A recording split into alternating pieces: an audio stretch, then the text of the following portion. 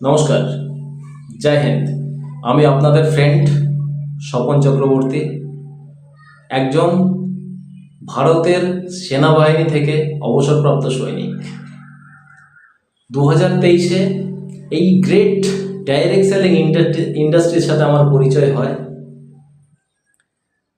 এবং এটা ভাবি যে আজকের দিনে আমার যে স্বপ্নগুলো দীর্ঘ 19 বছর 7 মাস সেন্ট্রাল গভর্নমেন্টের জব করার পরেও কোনো না কোনো জায়গা থেকে আস্তে আস্তে সুপ্ত হয়ে যাচ্ছিল, এবং যার সুবাদে এই ডাইরেক্ট সেলিং ইন্ডাস্ট্রিতে আসা এবং আপনাদের আশীর্বাদে এখানে কাজ করা স্টার্ট করেছিলাম 2023-এ এডুকেশনের সাথে। এবং আমি এটা দেখতে পেয়েছি যে আজকে ডাইরেক্ট সেলিং ইন্ডাস্ট্রিতে আসার পরেও আমরা কোনো না কোনো জায়গা থেকে ফেলিওর। আমি রিসার্চ করে দেখলাম সব থেকে মুখ্য কারণ হচ্ছে আমাদের এডুকেশন। সবার আগে ভিডিওতে স্টার্ট করার পূর্বে আমি আগেই বলেছিলাম, ফার্স্ট ভিডিও আমার ছিল ইউটিউবে, যে এই চ্যানেল থেকে অনলি এডুকেশন পারপাসের জন্য ভিডিও আমি প্রমোট করব এবং তার সাথে সাথে একটা গুড সার্ভিস, একটা গুড ক্যারিয়ার।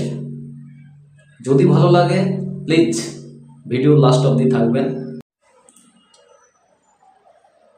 প্রথম ভিডিওতে আমি একটুখানি ডাইরেক্ট সেলিংয়ের সম্বন্ধে একটু জানাতে চাইছি।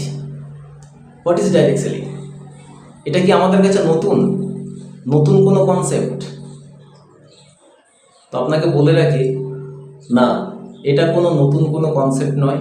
এই ডাইরেক্ট সেলিং ইন্ডাস্ট্রি 1800 শতাব্দীর একটা কনসেপ্ট, যেটা আমেরিকাতে প্রথম স্টার্ট হয়। ইয়াঙ্কি পেডিলার্স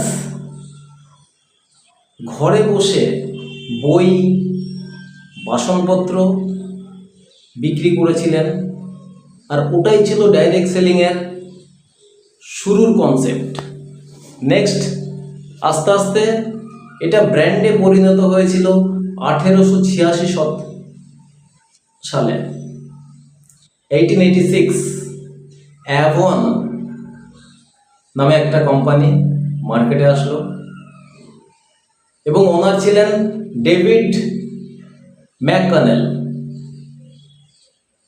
এখানে ম্যাক্সিমাম মহিলারা কসমেটিক্স, প্রসাধনী দ্রব্য দিয়ে ডাইরেক্ট সেলিংয়ে ওনাদের যে অবসর সময়টা মানুষকে শেয়ার করে একটা সোর্স অফ ইনকাম খুঁজে পান।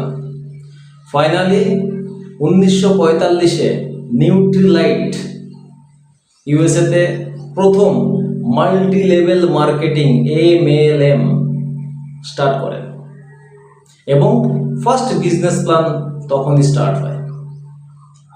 1959 সালে সেটাকে আপগ্রেড করে অ্যামওয়ে, যার নাম আপনি সবাই শুনেছি।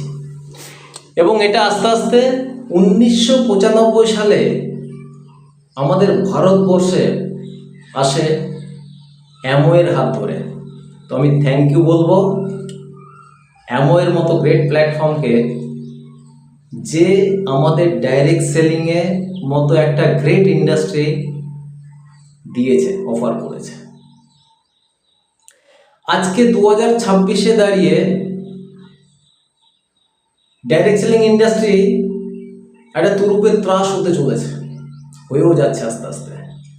এখন ভারতবর্ষের ইতিহাসে ডাইরেক্ট সেলিংকে বলা হয় ডাইরেক্ট সেলিংয়ের গোল্ডেন জুবলি, সুবর্ণ জয়ন্তী। 2021 থেকে 23-এর মধ্যে গভর্নমেন্ট অফ ইন্ডিয়া এটা রেগুলেটরি বডির আন্ডারে এটা স্টার্ট করে। আজকের দিনে 2026-এ দাঁড়িয়ে $180 বিলিয়ন ইন্ডাস্ট্রি। তাহলে আপনি ভাবুন ডাইরেক্ট সেলিং ইন্ডাস্ট্রিটা কত বড় ইন্ডাস্ট্রি। কারণ এগুলো কেন বলছি, আজকে আমাকে আপনাকে এই ইন্ডাস্ট্রির হিস্ট্রি যদি আমরা জানি, তবে কিন্তু আমরা এটা মন থেকে গ্রহণ করতে পারব। আস্তে আস্তে 1995-96 পর থেকে ভারতবর্ষের নানান সময়ে নানান কোম্পানির আবির্ভাব হয় এবং তারপর থেকে আমাদের ডাইরেক্ট সেলিং এর হাতে ধরি।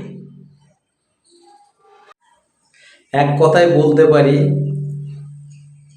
দোকান ছাড়া মানুষকে দিয়ে মানুষের কাছে প্রোডাক্ট পৌঁছানোর 200 বছরের পুরনো বিজনেস হলো ডাইরেক্ট সেলিং, আর এটাই direct selling. Thank you so much. Next ভিডিওর জন্য অপেক্ষা করবেন। জয় হিন্দ।